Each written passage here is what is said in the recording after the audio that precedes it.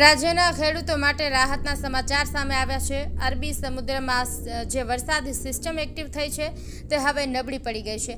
હવામાન વિભાગના વૈજ્ઞાનિક અભિમન્યુ ચૌહાણે જણાવ્યું હતું કે આગામી 24 કલાક બાદ વરસાદનું જોર ઘટી જશે। આગામી 2 દિવસ સુધી કેટલાક જિલ્લાઓમાં છૂટોછવાયો વરસાદ થઈ શકે છે। જો કે હજુ દરિયાકાંઠાના વિસ્તારમાં 40 થી 50 કિલોમીટર પ્રતિ કલાકની ઝડપે પવન ફૂંકાઈ શકે છે, તેમજ પોર્ટ પર 3 નંબરનું સિગ્નલ યથાવત છે।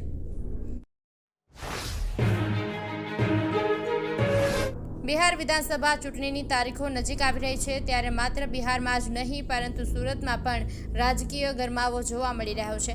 ગુજરાતમાં વસતા બિહારના મતદારો સુધી પહોંચીને તેમને પોતાના વતનમાં રહેતા પરિવારજનોને પ્રભાવિત કરવાના ઉદ્દેશ્ય સાથે અહીં રાજકીય સભાઓનું આયોજન થઈ રહ્યું છે। ઓલપાડ બાદ હવે 84 વિધાનસભા મતવિસ્તાર, જ્યાં મોટી સંખ્યામાં બિહારના લોકો વસે છે, ત્યાં એક મહત્વની સભા યોજાઈ હતી।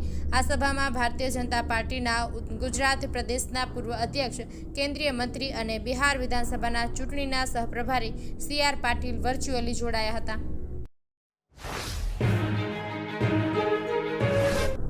વડોદરા એરપોર્ટ ખાતે ટૂંક સમયમાં કાર્ગો ટર્મિનલ ફરી ધમધમશે। એપ્રિલ 2023માં કંપનીઓ દ્વારા ટ્રાફિક મળતો ન હોવાથી અવરજવર બંધ કરાઈ હતી, જે પછી આ સેવા 2.5 વર્ષથી ઠપ હતી। વડોદરા એરપોર્ટ 30 મહિનાથી સઘન કવાયત કરીને રિપોર્ટ બનાવી એરપોર્ટ ઓથોરિટી ઓફ ઇન્ડિયા અને DGCA પાસે મંજૂરી માંગી છે, જે મહિનાના અંત સુધીમાં મળવાની શક્યતા છે। મંજૂરી મળતા 4 થી 6 મહિનામાં એરપોર્ટને મહિને 40 કરોડ આવક થાય તેવી શક્યતા છે।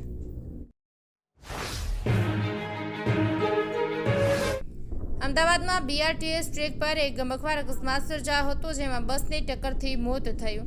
મળતી માહિતી મુજબ મૃતક યુવક BRTS ટ્રેક ક્રોસ કરી રહ્યો હતો તે દરમિયાન પૂરપાટ ઝડપે આવતી બસે તેને અડફેટમાં લીધો હતો, જેના કારણે તે ગંભીર રીતે ઘાયલ થયો અને તેનું ઘટના સ્થળે જ મોત નીપજ્યું હતું। આ મૃતક યુવક રોજગારી મેળવવા માટે ઉત્તર પ્રદેશથી અમદાવાદ આવ્યો હતો।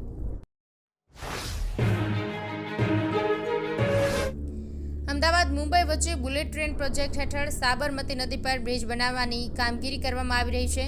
શાહીબાગ સાબરમતી રિવરફ્રન્ટ પર રેલવે ઓવરબ્રિજની પાસે જ બ્રિજ બનાવવાની હવે શરૂઆત કરવામાં આવનાર છે।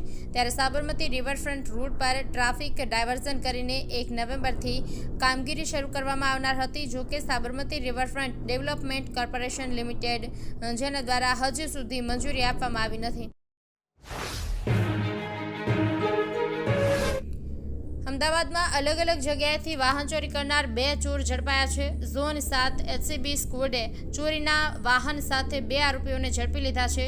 આરોપીઓ મોજશોખ માટે ચોરી કરતા હતા। પૈસાની જરૂર પડતા આરોપીઓએ એક બાઇક નંબર પ્લેટ કાઢીને ગીરવે મૂકી દીધું હતું। બંને આરોપીઓની ધરપકડથી 6 અલગ અલગ ચોરીના ભેદ ઉકેલાયા છે।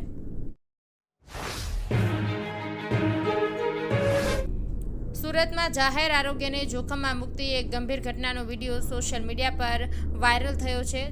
શહેરના સહારા દરવાજા પાસે બનેલી આ ઘટનામાં એક શાકભાજી વિક્રેતા વેચાણ માટેના લીલા ધાણાને ગટરના અતિશય ગંદા પાણીમાં ધોઈ રહેલો વિડીયો જોવા મળ્યો છે। ચોંકાવનારો વિડીયો ત્યાંથી પસાર થઈ રહેલા એક જાગૃત બાઇક ચાલક દ્વારા પોતાના કેમેરામાં કેદ કરવામાં આવ્યો હતો।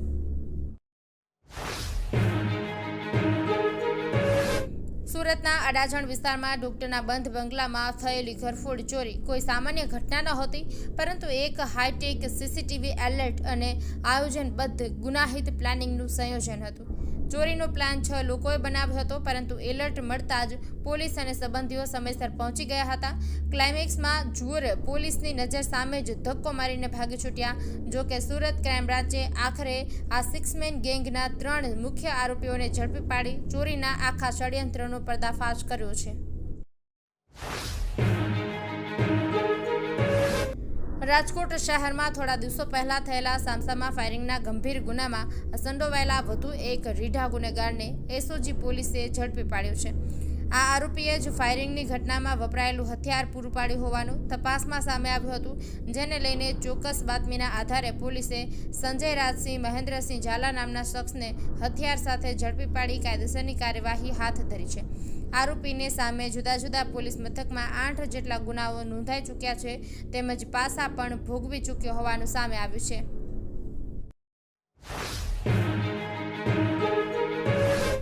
ભારતીય કિસાન સંઘ દ્વારા અમીરગઢ મામલતદાર અને તાલુકા વિકાસ અધિકારીને કમોસમી વરસાદથી થયેલા પાક નુકસાન અંગે યોગ્ય વળતર ચૂકવવા માટે આવેદનપત્ર પાઠવવામાં આવ્યું છે.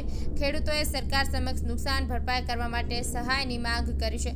અમીરગઢ પંથકમાં તાજેતરમાં પડેલા કમોસમી વરસાદને કારણે ખેડૂતોના પાકને વ્યાપક નુકસાન થયું છે. બાજરી, મગફળી, જુવાર, કઠોળ, કપાસ અને બટાટાને ભારે નુકસાન પહોંચ્યું છે.